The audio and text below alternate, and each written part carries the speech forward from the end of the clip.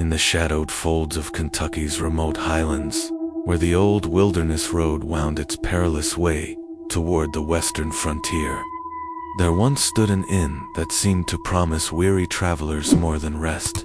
The place was called Millbrook Inn, and in its time, it was spoken of in hushed tones that mixed admiration with a tinge of longing. Tucked among ridges and timber, it offered something the harsher world beyond its doorstep rarely did: warmth that went far deeper than clean sheets and a hot meal. For Cunningham sisters presided over this house of welcome. Men came knocking, burdened by dust, cold, and solitude, yet went away with eyes alight, convinced they had found something worth crossing mountain passes for. The Millbrook name spread by wagon wheels and word of mouth across 3 states. Merchants lingered longer than their wares required. Cattlemen risked the narrow passes instead of safer roads, all for the rare comfort they claimed could be found there.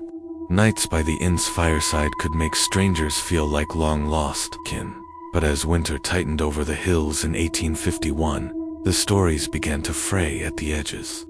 Travelers emerged from the lowlands with strange reports. Wagons found abandoned along the approaches to Millbrook, riderless horses grazing roadside, the belongings of men whose faces no one had seen again. At first, local lawmen brushed it aside as the fretful gossip of a frontier still half wild.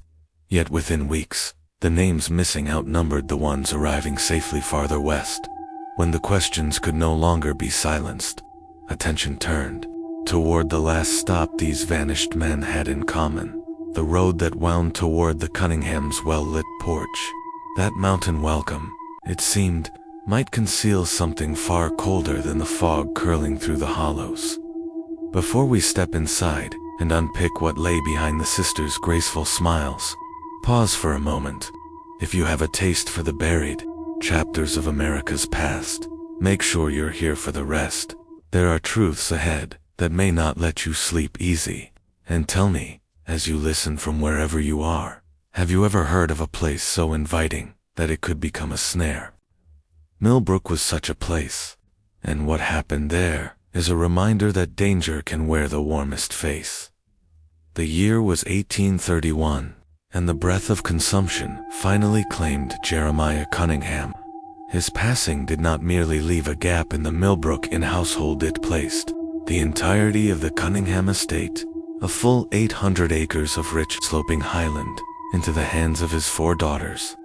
In most frontier families, such a change would have scattered kin to the wind, sent property to auction, or placed young women under the protection of male relatives whose sense of guardianship could be as self-interested as any strangers.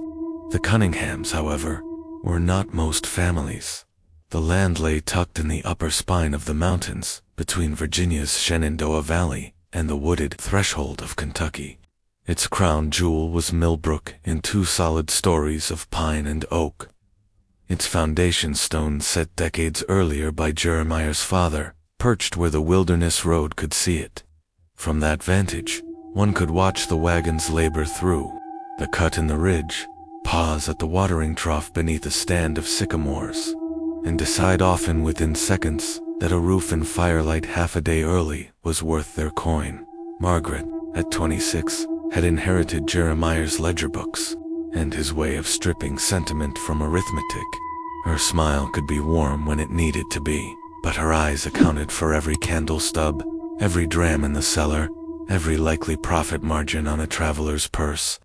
Catherine, 2 years younger, had their mother's face the kind of beauty that made even seasoned mule drivers stand straighter, but beyond that, she had the tuned instinct to look into a man's manner as if she could hear what came before his words.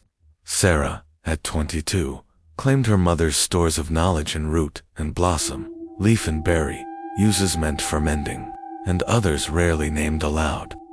Elizabeth, the youngest at 16, was still half a child in the eyes of neighbors, quick, with a laugh, light in her tread, capable of disarming suspicion by simply lifting her chin and meeting someone's gaze without guile.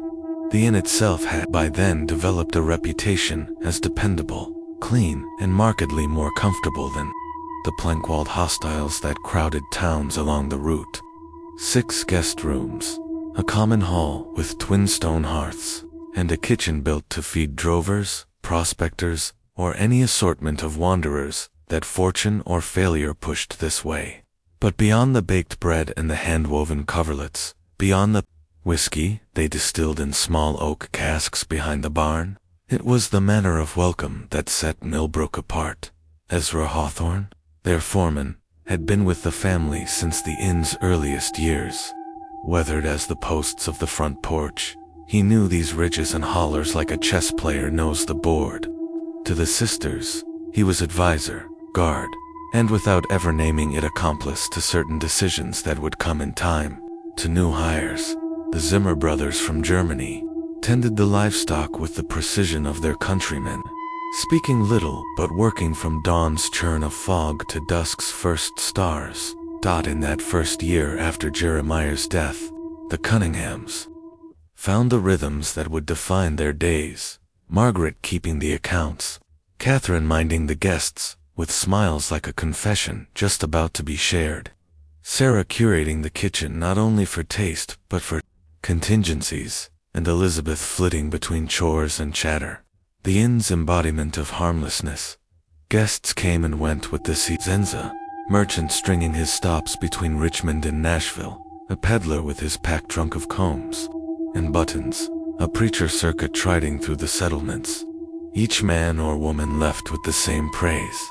The Cunninghams made you feel seen, as if for a night or two, the road's dust and danger were exchanged for inclusion in a clever, capable family. The golden years began, almost accidentally. It was November 1832 when the evening's frost began to skin the puddles silver, and the first trail dust in flurries fell. Up through that light haze of snow rode Thomas Kellerman, a cattle buyer out of Richmond. His boots bore the polish of city cobblers, his saddle and bags far too fine for his line of work details. Margaret, registered in the pull of her brow before she even opened the door. Widowed just the year before, childless, in middle age. Burdened with a purse heavy enough to replace entire herds, he was, though they did not yet name it so. The template. Kellerman was offered Sarah's Stevenson by his guests. Laced with the savory twist, she took pride in keeping half secret. Catherine placed wildflowers, somehow coaxed into bloom past their season, in a chipped porcelain vase on the table. Elizabeth laughed at his stories in the unfeigned way that made him adjust his posture.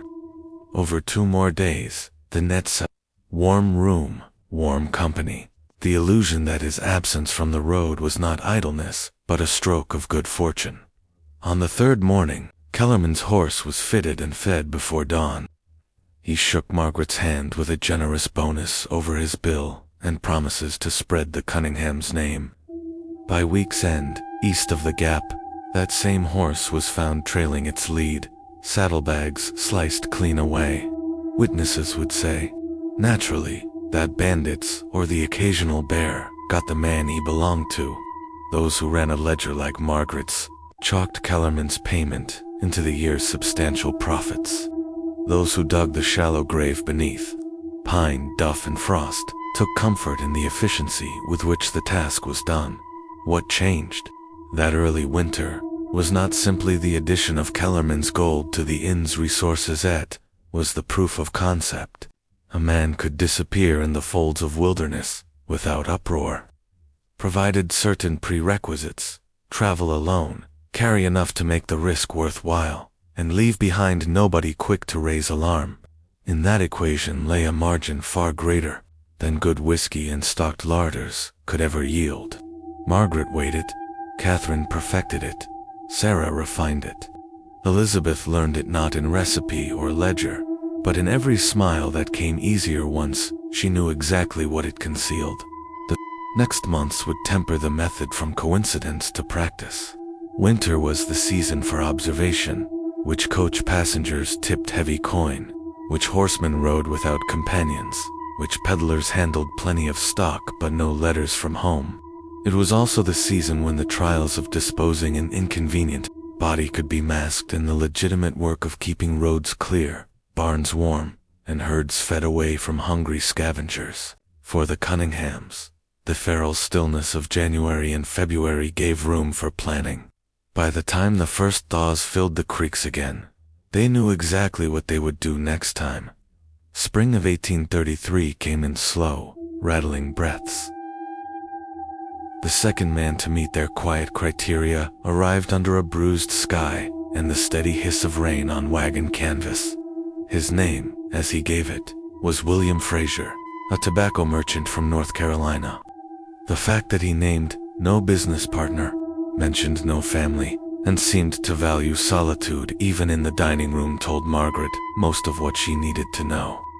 His wagon carried the proceeds of a successful crop season, nearly $500 in silver coins, stowed in a strongbox, heavy enough that she noticed the way the axle sagged slightly under its weight.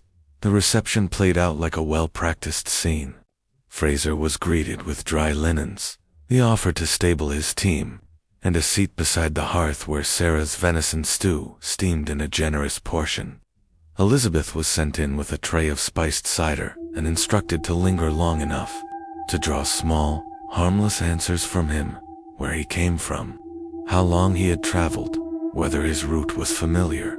His guard, though solid against other men, eased when Catherine appeared hairpinned with deliberate imperfection. Manner neither forward nor shy, presence tuned exactly to the space between them by that invisible instinct she possessed. She didn't ply him with flattery. Instead, she asked questions in a tone that suggested his answers might actually interest her. What did tobacco fetch these days in Charleston? Was it true that the soil in North Carolina's Piedmont still grew the finest leaf? He warmed to the exchanges, as one warms hands at a steady flame cordially, yet with increasing comfort. Margaret, noting his acceptance of their company, let the days stretch. The weather helped.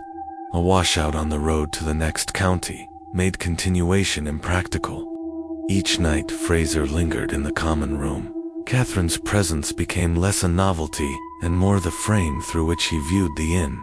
By the fourth evening, he offered to read aloud from a small volume of poetry he carried, and Catherine, a fondness for the sound of words on the air, took her needlework by lamplight and let his voice fill the room long after other guests had retired.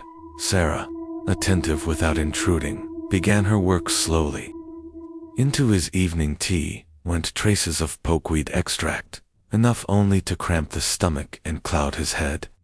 The symptoms were easily attributed to travel fatigue, poor sleep, or the dampness that seemed to seep through walls during mountain rain.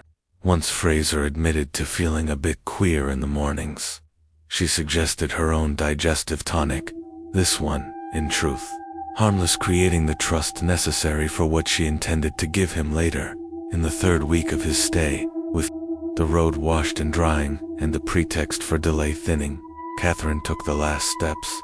A private supper, set for two in the comfort of her upstairs room, where the air felt warmer and more personal than the wide, echoing common hall.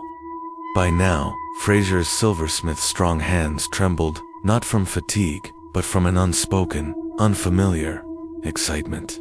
The meal was his favorite. Sarah had ensured that, paired with a bottle of wine delicate, enough to mask the bitterness of the hemlock it carried. They say death from that poison can be quick. But Sarah had calibrated the dose to mimic nature. Fraser's heart faltered slowly, as if unsure whether its work was still required. And by morning he seemed nothing more than a man stilled by a night of passion and overindulgence. To anyone summoned, his passing appeared to be the lonely punctuation on a hard but respectable life, a merchant succumbing to the strain of age and travel. Margaret handled the rest as if executing a perfectly timed inventory. The silver coins joined the household's untallied reserve. Fraser's belongings were sifted, valuables retained, anything betraying his identity either burned or buried. His wagon and horses were sold in time, the proceeds folded neatly into accounts that owed nothing to anyone beyond the ridge. When the local preacher inquired whether the man might have kin to be notified, Margaret explained with sober composure that he had spoken, wistfully, of starting anew in Kentucky, that perhaps, in some way, he had managed it. The preacher, content with the dignity of the grave provided, said a few words over the plot in the family cemetery. A tidy white stone was set, engraved with nothing more than a name and the dates Margaret had chosen. This addition to the family section was a stroke of foresight. It gave the appearance of respectability. Passersby, seeing an extra marker among old Cunningham dead, had no reason to suspect it held a stranger. In truth, it served another purpose. Distance from the caves, the Zimmer brothers had begun preparing farther up the slope, in a fold of rock hidden by thicket and shadow. Through that winter, the sisters refined their criteria. Wealth was necessary, but so was invisibility. Men, too enmeshed in business, kinship, or schedule attracted pursuit when they failed to arrive. Solitude became the single thread tying each choice together. Their second kill proved the first had been no fluke. It was possible to remove someone from the road entirely without the outside world so much as pausing. Margaret recorded the year's profits without distinguishing between their origins.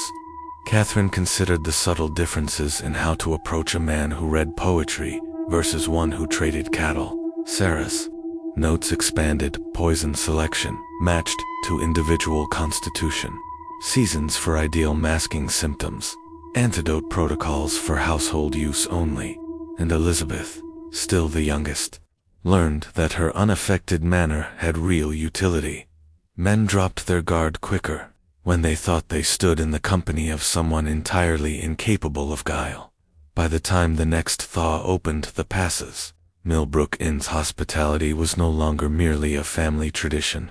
It was a system profitable, elegant in its deception, and, thus far, invisible. That invisibility became their most prized possession. After all, it would only take one man who noticed too much to collapse the world they were building. For now, there seemed no danger of that man arriving. By the middle of 1834, Millbrook Inn had polished its dual identity to a sheen. To the outside world, it was climbing toward its peak both as a business and as a beacon of civility in a landscape still raw with the hazards of travel. Merchants, surveyors, and tradesmen who crossed the mountains with any frequency came to know the name Cunningham as shorthand for a good bed and better company. Closer to home, in the neighboring valleys, the sisters gained a reputation for competence and courtesy that went beyond the porch. Catherine was seen at church bazaars, leaning over a quilt frame or pouring cider for children. Sarah's remedies for coughs and fevers traveled in the baskets of neighboring wives who swore by her skill with plants.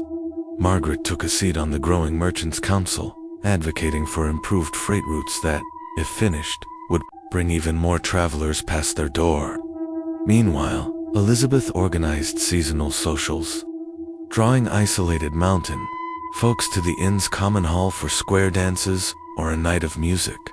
This web of public engagement was no accident. It insulated them. It meant that when someone failed to reach their destination, the casual testimony of a Cunningham or Ezra Hawthorne, the stoic foreman whom no one suspected of falsehood, carried exceptional weight, and in so firmly rooted in the life of the community could not possibly be the source of dark rumor, or so people thought. Behind the respectable veneer, the mechanics of selection had sharpened.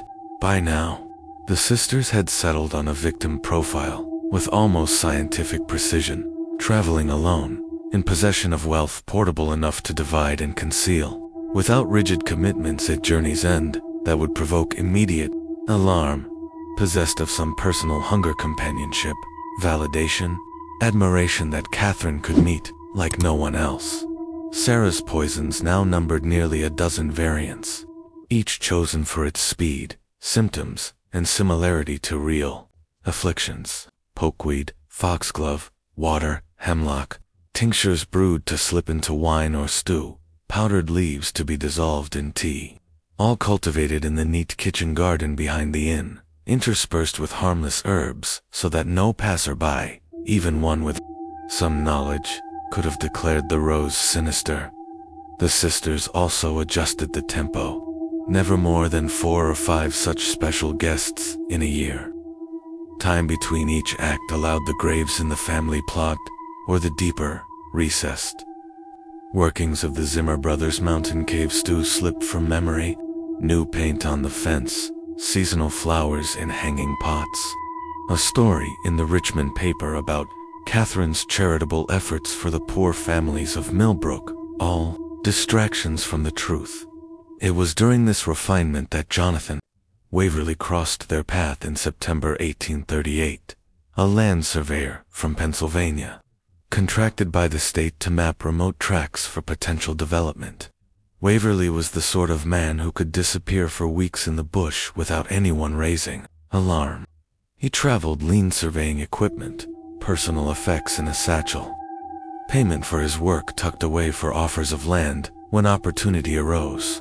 Margaret noted, after their first introduction, that he had little patience for chatter with other men.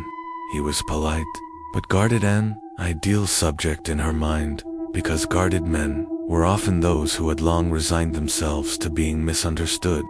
Resignation was fertile ground for Catherine's particular skill.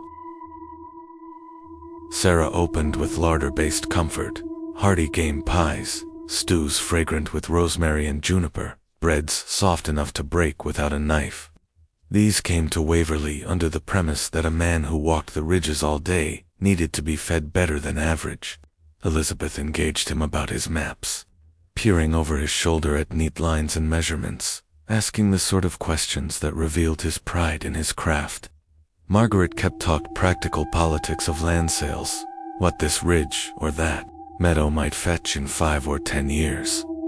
When Catherine joined his breakfasts or sat opposite him in the common room at night, it was to speak not as though she were coaxing a stranger, but as if she, too, valued the wilderness for its shape and silences.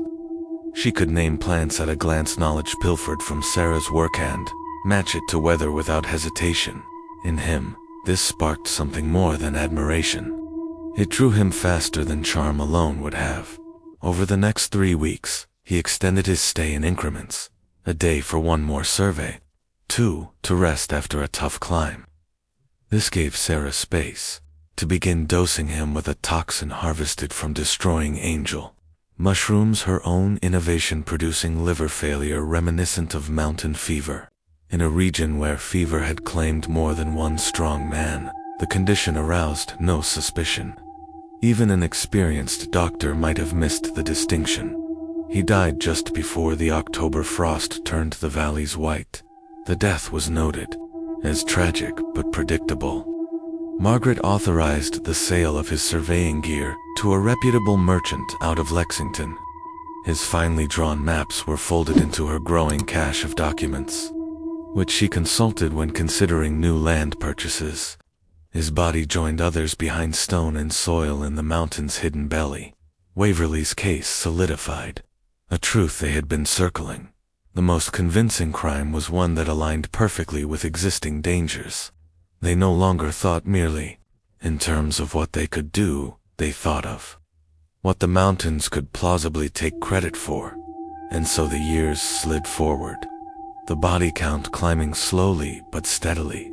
Through the 1840s, Millbrook's fame grew, not despite these buried transgressions, but because of the ease with which the two halves of its identity, warm haven and careful predator, wove together. Behind every public flourish in the dining hall, there was a quiet calculation in Margaret's eyes. Behind each poached pear or roasted partridge Sarah sent to table, an understanding of dose and measure. Behind every brush of Catherine's fingers or tilting laughter in the lamplight, the intent to lure only as far as needed, and trailing behind Elizabeth's chatter, always a gentle trawl for facts that might make or ruin a man should he overstay his welcome. By the closing years of the 1840s, the twin faces of Millbrook Inn had grown so seamless that even the sisters might have believed, on certain evenings, that the respectable side was the only real one. Profits from both ledger columns, legitimate and otherwise, had been folded into livestock herds of enviable quality, a small but thriving distillery, and acreage acquisitions throughout the valley. They moved within the community as women of means. They were asked to stand in wedding portraits, to sponsor church repairs, to serve on charitable committees. But even the stoutest beam can carry a hidden rot, and the first creak came from one of their own. Heinrich Zimmer, the younger of the two German brothers, had always been diligent in his work with the livestock and forthright with Margaret when repairs were needed. Unlike his older brother Klaus, whose reserve was steel-bound, Heinrich could be coaxed into a good laugh, or, with coaxing of a different sort, secrets. In the fall of 1849, a hunting accident deep in the High Hollow left him with a badly torn shoulder. Sarah, called to tend him, discovered the wound more painful than dangerous, but requiring weeks of careful binding. With pain came sleepless nights, and with sleepless nights came laudanum, first in careful spooned doses, then in swallows taken when the bottle was at hand. At first, it dulled his pain enough to keep him in the barns. Later, it dulled something else, the moral buffer that had let him work beside the sisters without turning his face fully toward what they were. The signs began small. He lingered too long in the kitchen doorway when certain guests were being discussed. He flinched when Catherine's laughter floated from the parlor while Ezra was out back sharpening tools.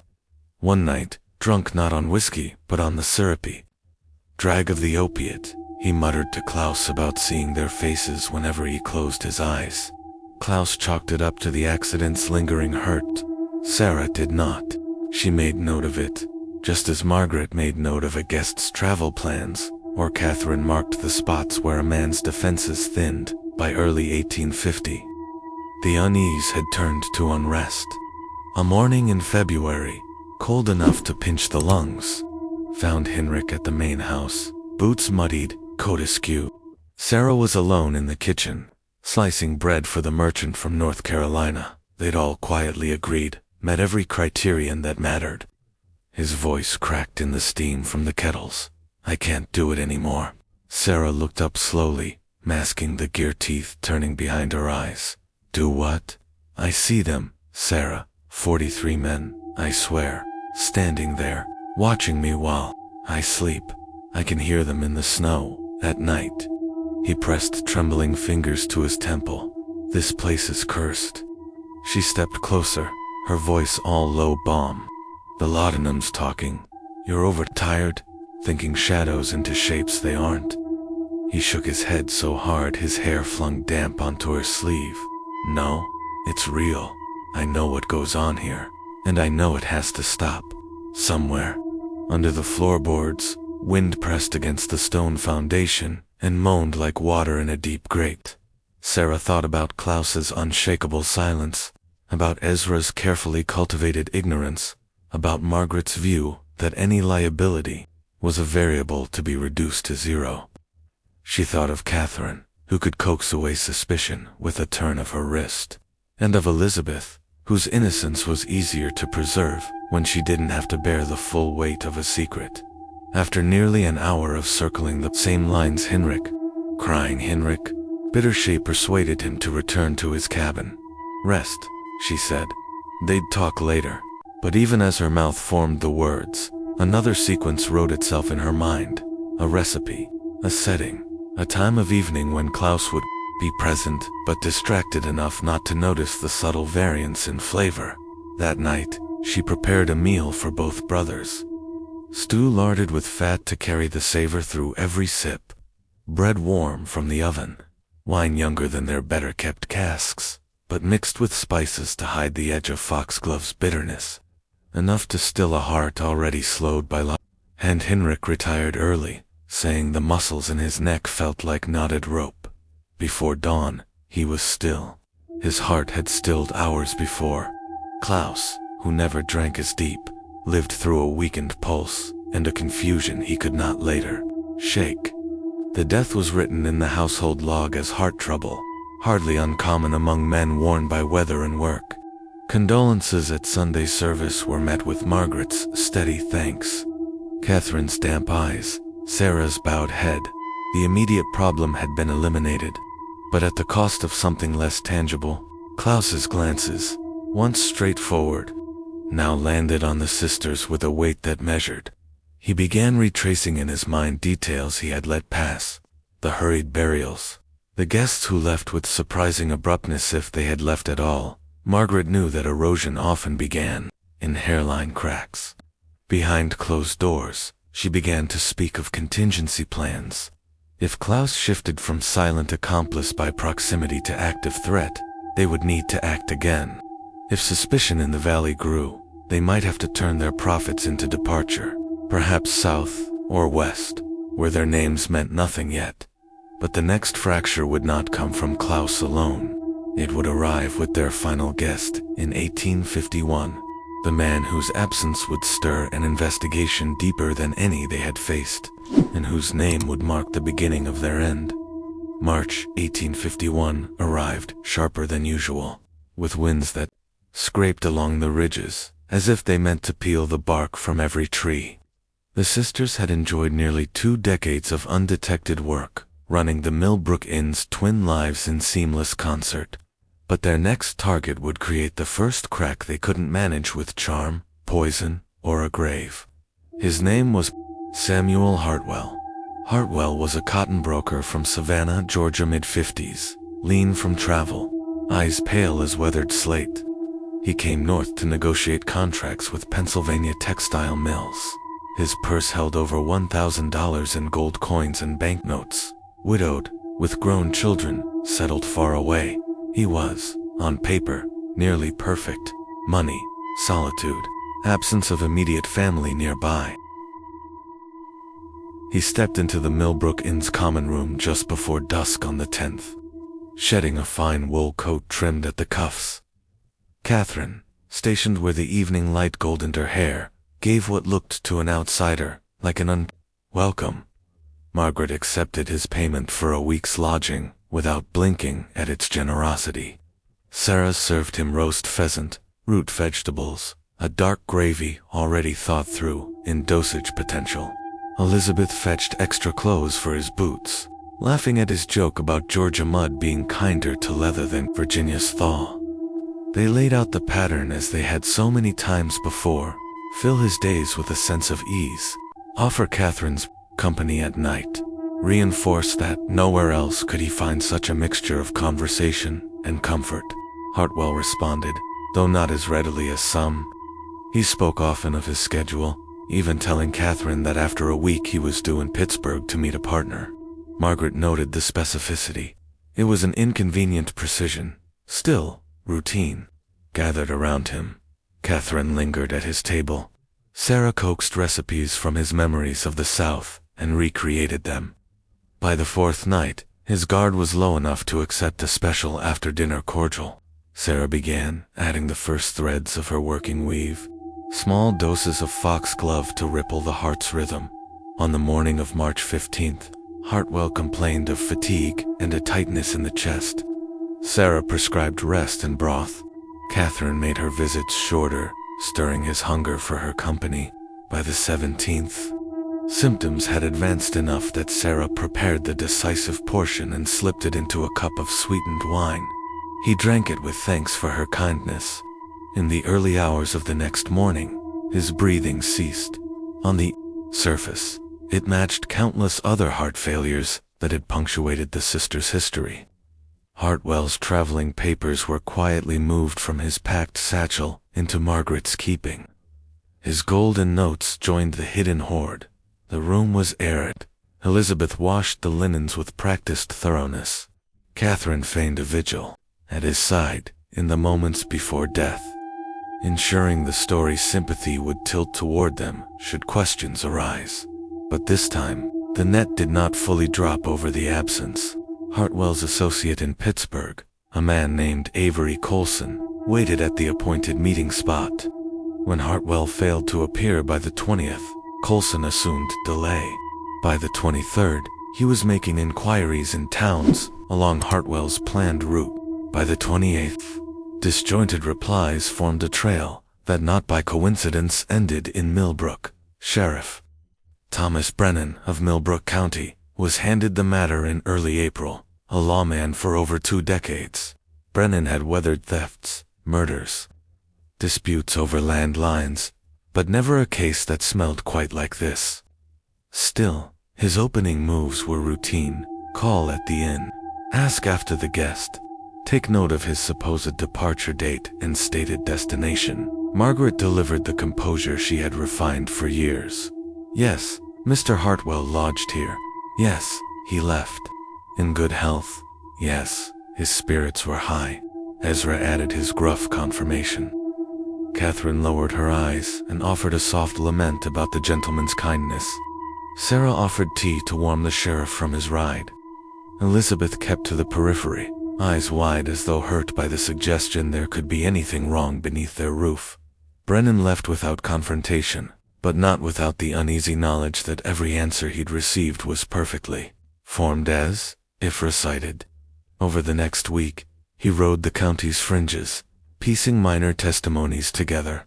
In the next county west, a blacksmith recalled shoeing a horse that matched Hartwell's description, not on the date Brennan had been given, but several days later. In a settlement northward, a general store owner remembered a buyer who looked like Hartwell, purchasing travel staples also out of sequence with the inn story. The inconsistencies were small, but pattern is the marrow of an investigator's craft. Brennan began reviewing old municipal ledgers, scanning for the last confirmed stops of other men whose trails had gone cold over the years. 15 separate cases bore one shared fact. Each man had last been recorded at or near Millbrook, and Brennan didn't show his hand. He didn't summon the Cunninghams again. He didn't tip neighbors. What he needed was a fissure inside the protected circle, a voice that could speak not from rumor, but from witness. The figure who would offer it, bruised in body and loyalty, was already moving into his line of sight. Klaus Zimmer. Brennan's opportunity came not in the sheriff's office, but in the dusty lane outside the general store. Klaus Zimmer, rarely seen in town without purpose, stood alongside the hitching rail with a narrow list of supplies in hand. The man was leaner than Brennan remembered, color pulled to a dull shade, one hand working at the cuff of his coat as, if unused to idleness, casual conversation was the plow Brennan preferred to turn rocky ground. He spoke first of weather, then of cattle losses in the neighboring valley, easing toward mention of the late Heinrich Zimmer. Klaus answered politely, but his voice caught on the name, and there was a subtle tightening around the jaw. My brother was troubled, he admitted after a pause, before he left us. He spoke of things that kept him from sleep. Things here. Klaus glanced down the road toward the ridge, where Millbrook sat invisible beyond the trees that may be better left in the mountain. It was just enough for Brennan to recognize the guarded tone of a man shedding the first skin of silence. He arranged to meet Klaus privately 2 nights later, well away from the inn and its familiar eyes. The meeting was halting. Years of work. For the sisters, years of seeing just enough to suspect, but not enough to declare, had built a wall of conflicted loyalty. Still, Klaus spoke in fragments. Nighttime journeys, with covered burdens. Caves above the ridge, hidden behind tumbled stone. The slow transformation of Heinrich, from loyal hand to haunted man. Brennan didn't press for a full picture. He didn't need one. What he had was sufficient to bring to the county judge and request warrants for search and seizure. Given the potential for an operation across state lines, Hartwell's case already tying Virginia to Pennsylvania, the sheriff also reached out to federal marshals, whose assistance would both bolster authority and ensure preservation of any evidence. The raid was set for April 15, 1851. 8 deputies, mounted for speed, circled the property from multiple approaches to cut any escape. Brennan led the main group up the front drive, the marshals close behind. The dawn mist clung to the grass, muffling the approach until the hooves found the packed gravel near the porch. The door swung open before Brennan could knock. Margaret stood framed in the gap, the lamplight behind her painting her features in shorelines. Sheriff Brennan, she said smoothly, as if greeting a guest expected for breakfast. What can we assist you with at this hour? What followed was a quiet occupation. Deputies moved into the common room, upstairs halls, kitchen, and storerooms.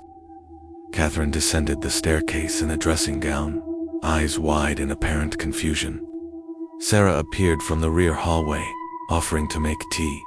Elizabeth hovered near the hearth, clutching the back of a chair like a frightened child, but the search undid their stagecraft. In Margaret's private desk, a leather folio containing business letters and contracts belonging to Thomas Kellerman. In a locked chest, a silver pocket watch engraved with Samuel Hartwell's initials. Tucked in a drawer behind packets of dried herbs, personal letters written to men whose names had appeared on missing persons reports.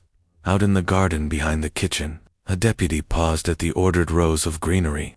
Mixed among the chives, and thyme or foxglove, water hemlock, and other toxic specimens with no medicinal application, each healthy and thriving. Inside Sarah's room, the marshals found notebooks, precise, dated entries, noting symptoms, dosages, and fatal outcomes beside initials that matched known victims. By mid-morning, Klaus guided Brennan's men up the less traveled slope above. The property, beyond the false scatter of a rockfall, lay the entrance to a hidden cave. Inside, wielding lanterns, the deputies found the first of the remained skeletal forms, resting where they had been left. Layers of time marked in the shifting decay, clothing remnants, boots, metal buckles, and, in some cases, personal tokens rested among them. In total, 43 distinct sets of remains were counted in that grim record, each the silent ledger of a traveler who had vanished into the mountains by the time the party returned to the inn. The sisters' composure ranged from brittle to breaking. Margaret demanded to see the writs. Catherine clutched Elizabeth, as though both might be defended by proximity. Sarah said nothing at all, her gaze distant, perhaps calculating alternate endings in whatever mental formulas she kept for measuring danger. Brennan ordered them taken into custody along with Ezra Hawthorne, his protests steady but unconvincing. Klaus rode behind, saying nothing, carrying the visible weight of the dead and the fate of the living in the same sloped shoulders.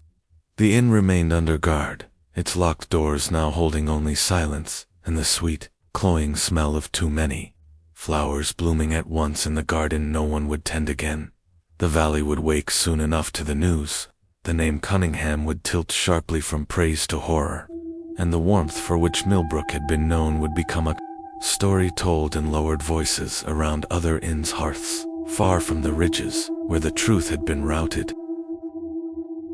News of the arrests swept through Millbrook County with the speed of an unexpected wind, bending every conversation toward the inn on the ridge. By the time the wagons carrying the prisoners reached the county seat, there was scarcely a porch or store counter where the Cunninghams' names were not on some pair of lips. The inconceivable had to be said aloud over and over before it began to sound like something possible. The indictments came swiftly. Multiple counts of first-degree murder, conspiracy to commit murder, and theft were drawn up against Margaret, Catherine, Sarah, and Elizabeth Cunningham. Ezra Hawthorne faced charges as an accessory. Klaus Zimmer, under the terms of his cooperation, was granted immunity. The preliminary hearings were packed to the rafters with townspeople, merchants from neighboring counties, and more than a few journalists who saw in this story the bones of something that would command readers far beyond the valley. The trial, proper, opened in late summer, overseen by Judge Horace Leland, a man with a face carved into permanent lines of skepticism. Commonwealth's attorney Daniel Hutchinson led the prosecution, building his case with an orderliness that mirrored Margaret's own lethal style. He laid out the timeline from Kellerman through Hartwell, threading in testimony from storekeepers, blacksmiths, and clergy who had seen men hale and hearty before they reached Millbrook, and never again. The physical evidence was unyielding. Jurors handled Hartwell's silver watch, Kellerman's papers, a dozen other personal effects identified by distant kin or business partners.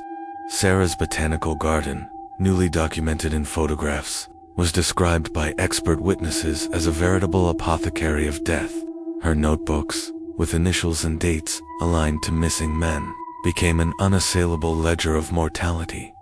Then came Klaus, his voice, roughened by years of barn dust and hay, carried the courtroom through nocturnal scenes, wrapped bundles borne up the ridge, the scrape of rock as caves were concealed, the haunted change in his brother before the end, though some in the gallery looked at him with the narrowed eyes reserved for betrayers. Others saw a man delivering overdue truth. Each sister confronted the onslaught differently. Margaret was cold glass, no crack, no tremor, every answer framed to suggest she was the victim of a malicious fabrication. Catherine shifted like water, at turns sobbing and offering fragmented admissions that pulled the others toward complicity. Even as she begged the jury for understanding, Sarah refused the witness stand entirely. Her silence was read by many as the stillness of the truly guilty. Elizabeth took the stand in her own defense, painting herself as a coerced child, drawn into plots she could not fully grasp. At 16, when Jeremiah died, she pleaded that she had been no more capable of resisting her older sisters than a moth of resisting a flame. The defense tried to redefine the narrative for orphaned women alone in a dangerous place, navigating a world that gave them few options for survival. Attorney Marcus Fairfield urged the jury to weigh the isolation, the potential threat of lawless travelers, the pressures of keeping a business afloat. He leaned heavily on the sisters' public reputations, on statements from townsfolk about their generosity, but even the goodwill they had banked in the community could not scale the mountain of evidence. Closing arguments crystallized the two visions for the jury, one of enterprising women victimized by circumstances, the other of methodical predators who had turned hospitality into a hunting ground. Hutchinson's voice was clear, deliberate. For nearly 20 years, the Millbrook Inn was a spider's web, and like all webs, it was beautiful to look upon it till you were inside it.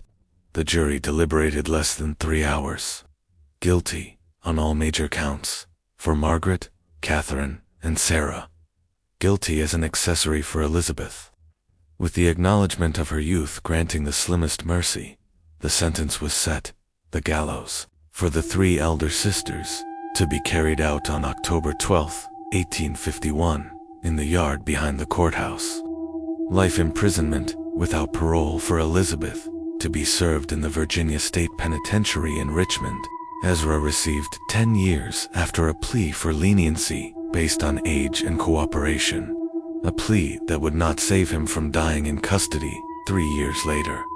The morning of October 12th was gray and cool, with a brittle mist hanging until nearly midday. Hundreds gathered, some out of morbid curiosity, others out of a sense that justice required witness. Margaret mounted the steps with the same precision she had once applied to her balance sheets, offering no words before the hood was drawn. Catherine and Sarah ascended together, hands clasped, a final tableau of unity. When the trap dropped, whatever story they had told themselves about their deeds ended in the abrupt silence that follows rope's work. Elizabeth, from her cell in Richmond, did not witness that end. She began the long passage of her sentence in the anonymity of prison routine, never receiving visitors, maintaining her claim of being a pawn until her death in 1888. Klaus slipped quietly out of public life, his name surfacing in fragments. Ohio census here, a Missouri land sale there, until even those traces vanished. With the executions, the public portion of the Cunningham saga seemed to close, but the physical place, and the changes the case set in motion, had more to say. When the scaffold timbers were taken down, Millbrook still stood on the ridge in physical form, but its spirit had been gutted. The new owners, a respectable Fletcher family from Richmond, who purchased the property at auction to settle the long ladder of judgments against the Cunninghams, tried to operate the inn in good faith. Their advertisements in neighboring counties made much of renewed hospitality and restored safety, but the rooms never filled. Teamsters would skirt the ridge even if it meant an extra day's journey. Families on the move found reasons to push beyond Sunset to the next township. By 1855, the Fletchers cut their losses and sold the land to a mining company. The old main house and outbuildings were demolished, swallowed into slag heaps and tailings. Dynamite hollowed what the sisters had shaded with invitation, and the ridge shifted under the pulse of industry. The copper seams ran thin, and were abandoned before the century's turn. But the ground where the caves lay was sealed by court order. The entrance choked with stone and earth. A simple marker went up by mandate of the same court, aligned with the ridge but turned toward the valley, carved into its face. Here lie unknown travelers. 1832 to 1851. May they find the peace and death that was denied them in life. For the practical minds of the legislature, the Cunningham case was more than a morbid tale, it was precedent. Within a year, Virginia and neighboring states enacted what came to be nicknamed the Cunningham laws. Stricter requirements for recording guest identities, mandatory reporting of any deaths on premises to local authorities, and scheduled inspections of lodgings serving itinerants. No longer could a string of solitary men vanish into the gaps between towns without someone tasked to notice. The compensation offered to victims' families came piecemeal, out of the Cunninghams' holdings valued at over $50,000, an immense figure for the time some parcels of land were sold to fund payments. The remainder went into rural law enforcement funds, buying uniforms, horses, and the occasional telegraph linkage to knit counties a little closer together. It was, perhaps, the only legacy of the sisters that indisputably served the living. Still, the story resisted being buried as neatly as its victims. Local folklore split along two familiar lines. In some retellings, the sisters were painted as desperate women carved out by hardship, forced into crime by the cold economics of isolation. In others, they were shades haunting the ridge, appearing as welcoming hostesses only to lead travelers into rock and route they'd never step out of again. Hunters have claimed to find remnants, a brass button turned green in the soil, a bent fork, leather straps hardened with age. Whether these were genuine relics or the mind's instinct to make material of legend never mattered much in the telling. In the 1980s, a ground-penetrating radar survey of the area noted anomalies in the soil patterns that might have been unmarked graves. Legal caution kept the shovels back, but the suggestion alone was enough to renew an old whisper that the 43 skeletons in the cave were not the whole account, that some guests had been sent into other Earth, unconnected to the mine, and unknown in any record. The Virginia State Archives maintain the Cunningham case file, even now Margaret's ledgers, Sarah's botanical notes, arrest records, trial transcripts. For criminologists, it offers a rare, detailed anatomy of how long-form predation can root itself behind respectability. Margaret's orchestration, Catherine's adaptable seduction, Sarah's applied toxicology, Elizabeth's wide-eyed coverall functioned in a closed system, protected by isolation and burnished by the protective shine of good name in a tight-knit community. Modern forensic profiling has since pinned labels their own century lacked: antisocial personality disorder for Margaret's cold strategy, borderline patterns in Catherine's swings between devotion and discard, sadistic curiosity in Sarah's continual refinement of poisons. Elizabeth remains an open question, dupe or accomplice her prison years, offering no final clarity. Yet, what chills, more than any diagnosis, is the realization of how icily it could have continued.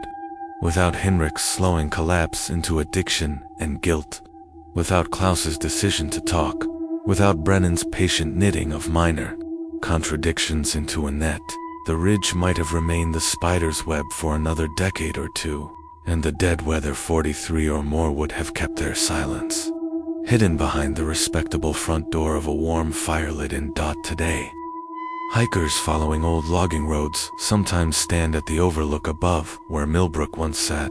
The wind moves through the grass there, as it did 170 years ago. Some bring flowers to lay at the marker. Some bring only their curiosity, telling themselves that evil of that sort is past, that such a place could not exist now. But the Cunningham story reminds them, and, Us that monsters are not always signposted by shadow and fang. Sometimes they answer the door, offer you stew, and see to your comfort, as if it were their highest calling.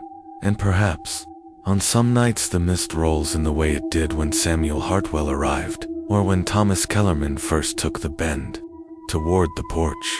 On those nights, if you listen to the wind, you might think you hear it turning the latch of a long-vanished door. If the chilling fate of the 43 lost travelers still lingers in your mind, share this story with someone who can handle the darker turns of history. Support Unseen Anthology by liking this video. It helps us keep uncovering America's buried secrets. Subscribe and ring the notification bell so you never miss the next descent into the past. What do you think we still don't know about the Cunningham sisters?